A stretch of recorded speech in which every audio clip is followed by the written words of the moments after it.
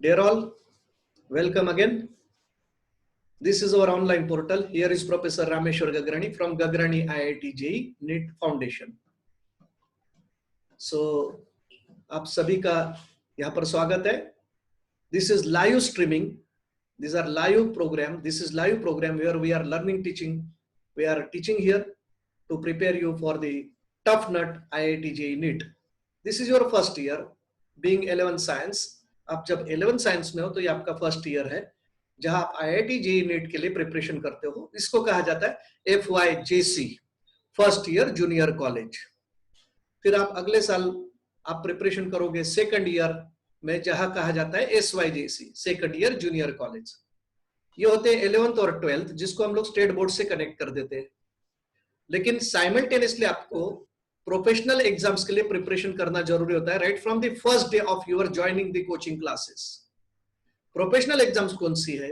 IIT JEE NEET जैसे medical और engineering और आर्किटेक्चर और इसके अलावा जैसे बाकी जो करस्पॉन्डिंग कोर्सेस है ये सारे प्रोफेशनल कोर्सेस है.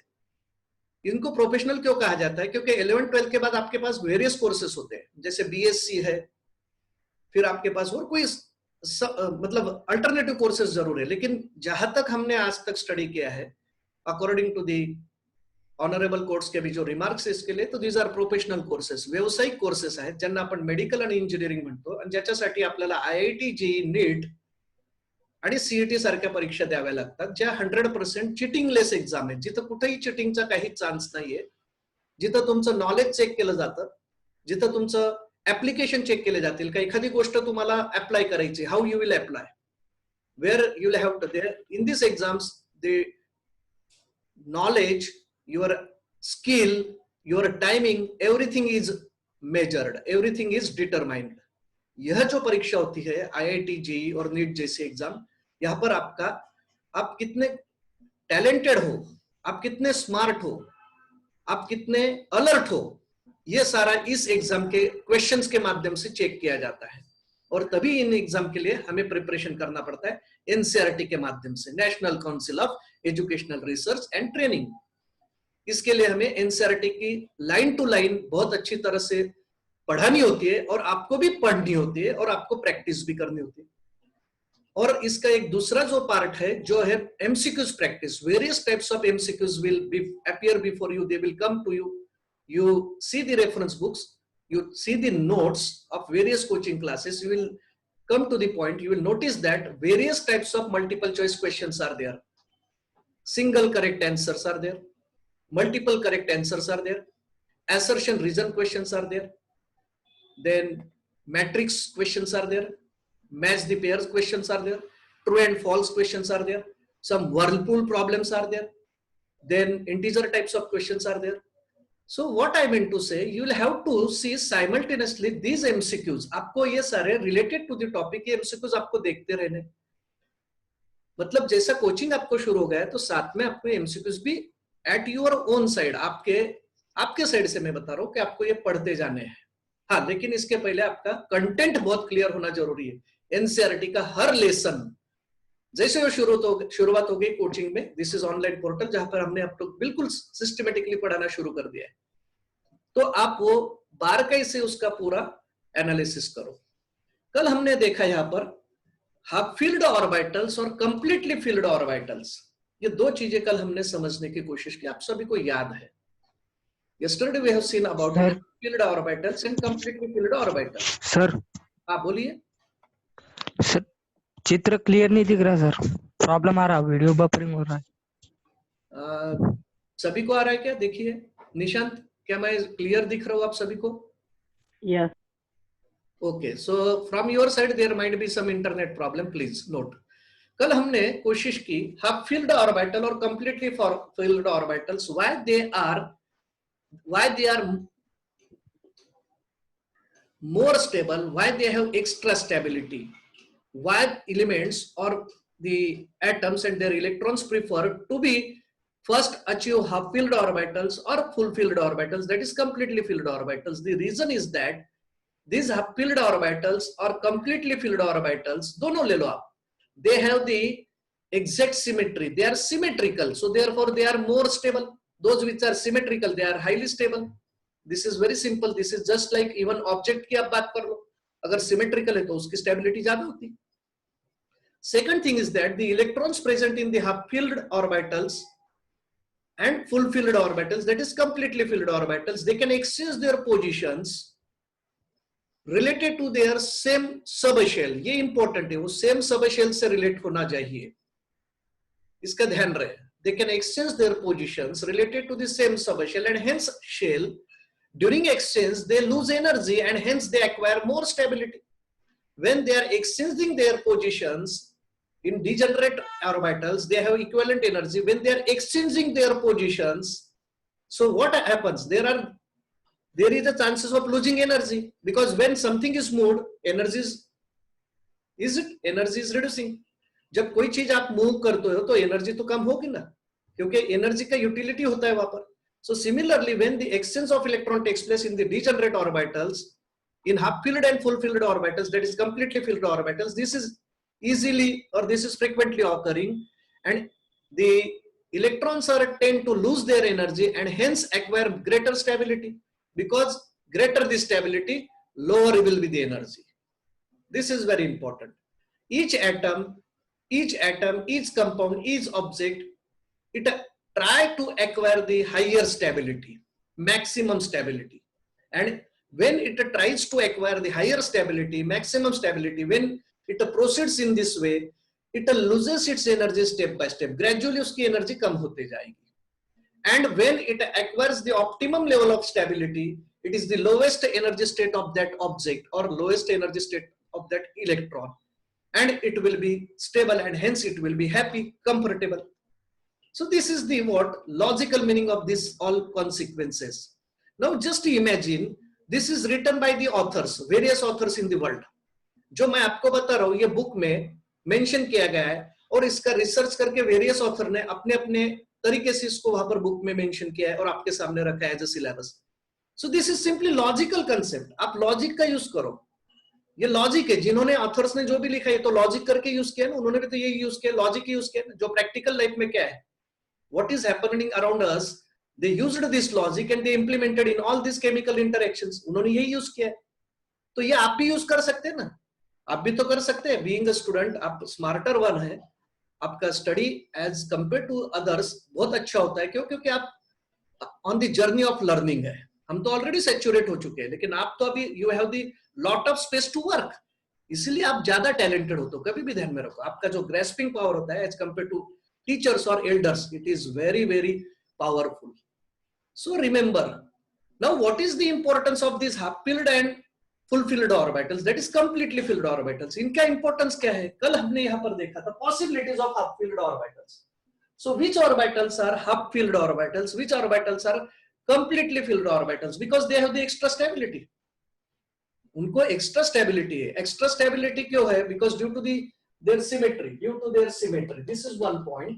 Another point was they can exchange their positions. उनमें जो कुछ इलेक्ट्रॉन है वो अपनी पोजीशन एक्सचेंज कर सकते हैं. When they tend to exchange their position, what will happen? They tend to lose their energy, and when they tend to lose their energy, what will happen? They will get maximum stability. क्यों? क्योंकि जब stable होना शुरू हो जाता है तो energy कम होना शुरू हो जाता है, क्योंकि for acquiring stability you will have to utilise the energy. जब आपको स्टेबिलिटी मिलाना है मतलब आपको मूव होना पड़ेगा, and you will have to work out much more, right है ना. जब आपको स्टेबल होना है मतलब आपको वर्कआउट तो करना पड़ेगा. जितना आप वर्कआउट करोगे उतनी एनर्जी आपकी कम होती जाएगी. So what happens, these electrons, they are exchanging their position. Maximum exchanges results into the maximum stability. This is another important statement. Now a very interested point is what is your advantage? आप सभी का सबसे बड़ा advantage क्या है? हम लोग बिल्कुल टेक्स्ट की लाइन टू लाइन फॉलो कर रहे हैं. आप हुन्स रूल पढ़ो, मैंने टेक्स्ट की लाइन टू लाइन फॉलो की, और यही स्मार्ट वर्क है for any teacher for success of a student. क्या मैं रैंडमली कुछ भी बात नहीं करूं, रैंडमली बात करूंगा, that is what just impress. मैं आपको इम्प्रेस करने की कोशिश करूंगा, just like other online portals, something like that. मैं कुछ तो भी अलग अलग बातें करूंगा, एक सिंगल स्टेटमेंट में पढ़ा दूंगा, आगे चलो जाऊंगा. इस तरह से मैं नहीं करूंगा. मैं तो बिल्कुल टेक्स्ट की लाइन टू लाइन एक्सप्लेन करूंगा. Why the texts are there, why the reference books are there. हमें तो टेक्स्ट का उपयोग इसलिए करना है कि कोई वर्ड हमारा मिस ना हो. क्यों? क्योंकि that is that is prepared through the subject experts, board of studies ने उनको प्रिपेयर किया है।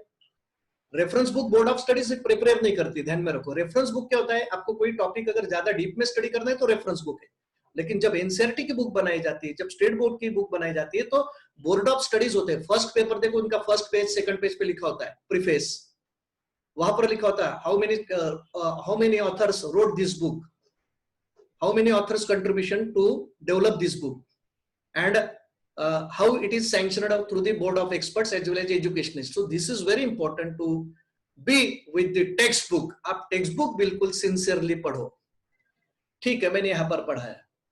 अब हमारे सामने कुछ इलेक्ट्रॉनिक कॉन्फ़िगरेशन इस तरह से कि जहां आप स्तब्ध हो जाते हैं। जैसे पोटेशियम का इलेक्ट्रॉनिक कॉन्फ़िगरेशन है, वैसे आपके सामने कैल्शियम का है और उसके आगे सभी का है।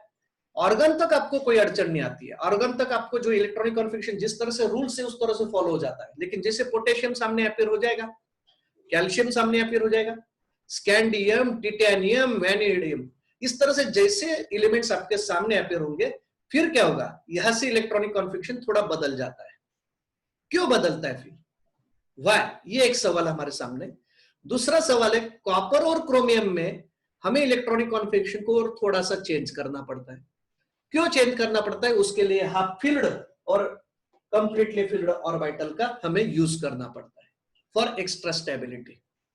Extra stability means lowest energy state, means what, electrons are filled in the atomic shell, that is as well as subshells and atomic orbitals according to their increasing energy state. जैसे energy बढ़ती जाती है वैसे वो fill होते जाते हैं। They first enter into the lowest energy state, that is very close to the nucleus, that is first shell, and in this way, in a concentric nature, they are filled. Once the capacity of first shell is over, then they enter into the second shell if the electrons are there. Then अगर बचे हैं तो वो second shell में जाएंगे। After second shell, if its capacity is over, then they will promote to the third shell. After third shell, they will promote to the next shell, that is fourth shell. Now, in all these transactions, somewhere there are few exceptions, that is turns. ये कुछ transaction में कुछ turns है, जैसे मैंने बताया potassium के बारे में, कैल्शियम के बारे में।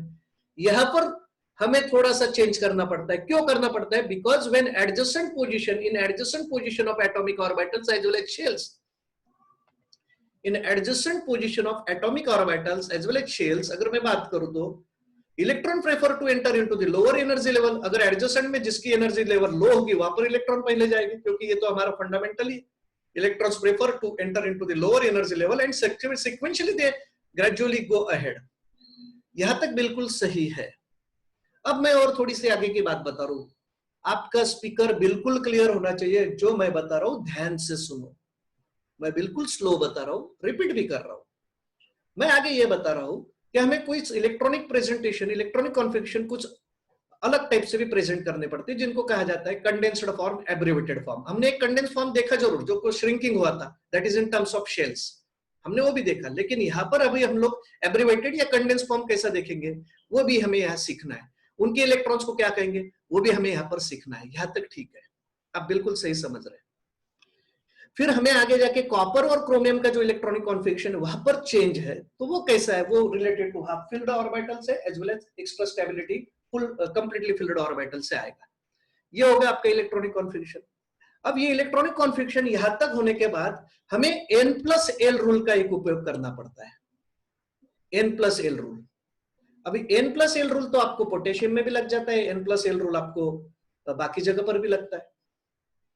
फिर अबव प्रिंसिपल हमें थोड़ा सा, अभी ऑलरेडी हमने ये अबव प्रिंसिपल के आगे निकल गए हम लोग। हमने अभी तक अबव प्रिंसिपल वर्डिंग में हमने सुना, बताया, लेकिन उसका जो प्रॉपर स्टेटमेंट है वो भी हम लोग लेंगे, उसका फिगर है वो भी समझ लेंगे। ये एक बात हो गई। वुंड्स रूल हमने बिल्कुल सही तरीके से समझ लिया, that unless all the degenerate orbitals are singly occupied you can not pair them. जब तक डीजनरेट ऑर्बिटल से सिंगली ऑक्युपाइड नहीं हो जाते, जब तक एक एक इलेक्ट्रॉन आप उसमें नहीं रखते, तब तक आपको पेयरिंग के अधिकार नहीं। That is wounds rule of maximum multiplicity, जो हमने यहाँ पर देखा है। आप देखो, ये सिंगल इलेक्ट्रॉन है तो हमने यहाँ रख दिया, यहाँ पर 2 इलेक्ट्रॉन होता है, हमने सिंगल रख दिया दोनों, हमने पेयरिंग नहीं की, क्योंकि वुंड्स रूल बता रहा है unless all the degenerate orbitals are singly occupied you can not pair them. 3 electron थे, px, py, pz, p orbital की बात करें तो हमने सिंगल रख दिए। ऐसे हमने रखे नहीं, यहाँ पर 2 और यहाँ पर 1, नहीं रखे, आपको ध्यान दो, ये बहुत इंपॉर्टेंट है। हमारे पास 4 इलेक्ट्रॉन है, आगे देखो यहाँ पर 1 2 3 4। हमने पहले 3 कैसे रखे, पहले यहाँ 1 रखा, फिर बाद में दूसरा ये सेकंड ऑर्बिटल में रखा pxy, फिर pxz थर्ड ऑर्बिटल में रख दिया, फिर हमारे पास 1 इलेक्ट्रॉन बचा क्योंकि 4 इलेक्ट्रॉन थे। Then I start to pair, see it here, हमने फिर पेयरिंग शुरू की। इस तरह से ये हो गया आपका Hund's rule of maximum multiplicity. हमने पाउली एक्सक्लूजन प्रिंसिपल समझ लिया था।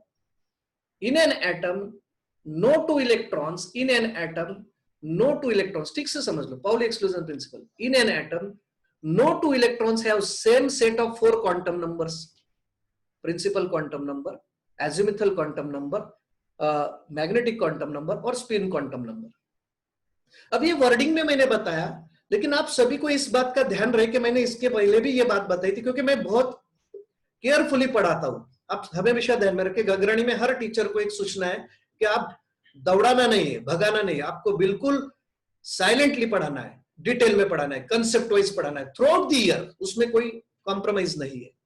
क्यों? क्योंकि यहाँ पर आपके करियर का सवाल है और हमारे प्रेस्टीज का भी सवाल है। गगराणी जो नाम है ये फ्लैगशिप है महाराष्ट्र में, इसका प्रेस्टीज का भी सवाल आता है। तो ये हमारे सारे टीचर्स को हम लोग बीइंग अ कैप्टन हमें सारा हम लोग कंट्रोल करते हैं।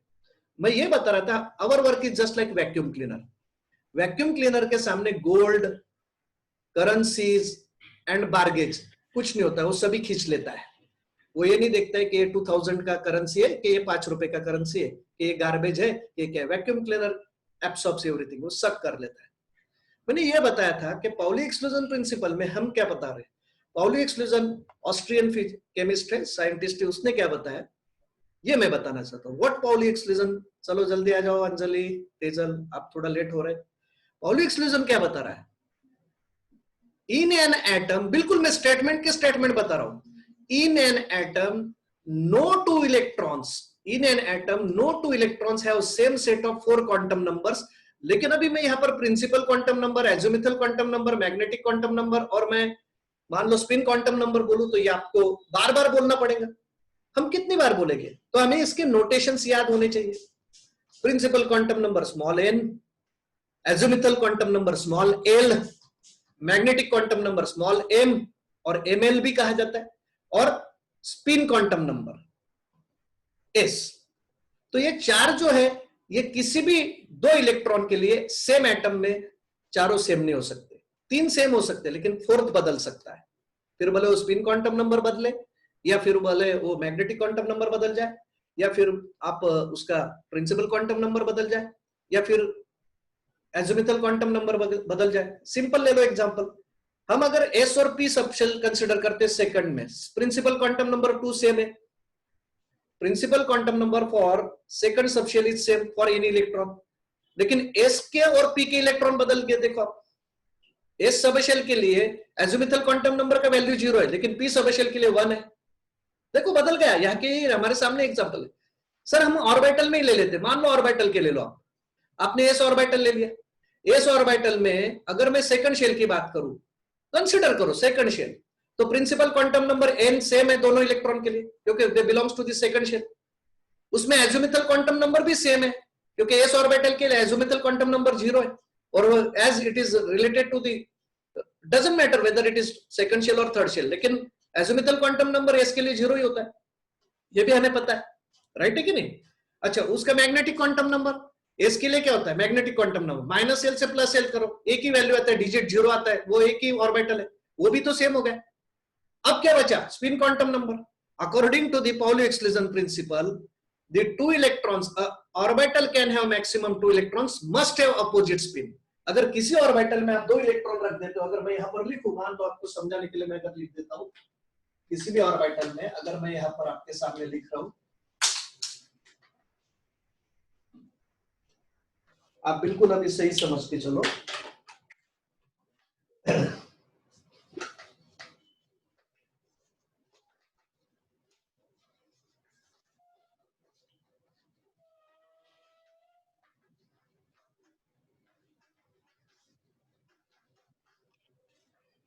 लॉकडाउन पीरियड में हमारे पास कोई ऑप्शन नहीं है, इसीलिए हम लोग फिलहाल तो इसका उपयोग कर लेते हैं। आप देख रहे हैं, मैं ये बता रहा हूं, अगर मैं magnetic quantum number, spin quantum number में किसी ऑर्बिटल कंसीडर करूं, let us consider S orbital, इसमें मैंने 2 इलेक्ट्रॉन रख दिए, ये एस ऑर्बिटल है, 2 इलेक्ट्रॉन रख दिए, this is belongs to 2s2। अब इसके मैंने पाउली एक्सक्लूजन प्रिंसिपल के हिसाब से राइट है, according to the Pauli exclusion principle this figure is right. How this figure is right? A orbital can have maximum 2 electrons with opposite spin. Orbital, ये एक orbital S orbital करके, उसमें 2 electron है, दोनों के अपोजिट स्पिन है, ये Pauli exclusion principle follow हो गया। अब उसका पहला स्टेटमेंट क्या है? What is the statement of Pauli exclusion principle? क्या स्टेटमेंट है? स्टेटमेंट क्या बता रहा है? No 2 electrons of an atom, in an atom no 2 electrons have same set of 4 quantum numbers. Please mute your speaker.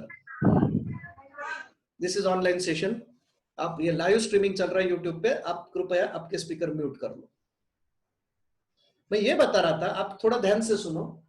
According to the Pauli exclusion principle, 2 electrons have opposite spin and orbital may exist with 2 electrons with opposite spin. This is true. अब मैं second statement of Pauli exclusion principle क्या बता रहा है? Pauli exclusion principle क्या बता रहा है हमें? इन an atom 2 electrons have not same set of quantum numbers. जो क्वांटम नंबर से इनके सेट सेम नहीं होंगे। जैसे यहां पर कंसिडर करो, ये दोनों इलेक्ट्रॉन के लिए n का वैल्यू 2 है, दोनों इलेक्ट्रॉन के लिए l का वैल्यू 0 है, दोनों इलेक्ट्रॉन के लिए m का वैल्यू माइनस, ये भी 0 आएगा क्योंकि minus l two plus l, right? वो तो 0 आएगा, क्यों? क्योंकि minus l two plus l means only 0, एक डिजिट है, सिंगल डिजिट आपके सामने इन टर्म्स ऑफ डिजिट हमने एक ही ऑर्बिटल कंसीडर किया। और s जो है ये 3 सेम है दोनों के लिए, लेकिन s इज नॉट सेम, क्यों? क्योंकि एक के लिए प्लस हाफ है and for another electron s is equal to minus half, opposite spin है। अब देख रही है आपके सामने मैंने प्रेजेंट किया है, अपोजिट स्पिन है, 3 क्वांटम नंबर उसके सेम है, प्रिंसिपल क्वांटम नंबर सेकंड देखो यहाँ पर 2 है, ये सेम हो गया। उसका s सबेशन से बिलोंग करते हैं तो एजिमुथल क्वांटम नंबर l का वैल्यू 0 होगा s सबेशन के लिए, वो भी सेम होगा। अगर एजिमुथल क्वांटम नंबर अगर दोनों इलेक्ट्रॉन के लिए सेम है तो m का वैल्यू नहीं बदलेगा, वो भी तो सेम ही रहेगा, क्योंकि एजिमुथल क्वांटम नंबर आप अगर बदलेंगे तो ही m का वैल्यू बदलेगा। एजिमुथल क्वांटम नंबर आप एक 1 कंसीडर कर लो, एजिमुथल क्वांटम नंबर अगर आप 1 कंसीडर करते हो तो l का वैल्यू क्या हो जाएगा? l का वैल्यू हो जाएगा if azimuthal quantum number for what you can say that if it is changed, if it's 1, then magnetic quantum number will change from minus l to plus l. तो इसके number of digit आए थे -1 0 +1, सो यहाँ पर 3 orbital आ जाते, तो ये तो बदल गए इलेक्ट्रॉन्स के लिए। लेकिन अगर एजिमुथल क्वांटम नंबर 0 ही है तो m का वैल्यू भी 0 रहेगा दोनों इलेक्ट्रॉन के लिए। सिमिलरली अगर मैं स्पिन क्वांटम नंबर की बात करूं तो एक के लिए माइनस प्लस हाफ है तो दूसरे के लिए माइनस हाफ है, this is opposite spin and therefore we can say that according to the Pauli exclusion principle this figure is right. Pauli exclusion principle नुसार ही फिगर बरोबर आहे। मी पुढे जातोय, हे मी तुम्हाला शिकवलेलं आहे पण मी रिवाइज केलं थोडं समजण्यासाठी। Hund's law of maximum multiplicity नुसार काल आपण डिटेल्स मध्ये पाहिलं, yesterday we have seen about all these things in Hund's law of maximum multiplicity.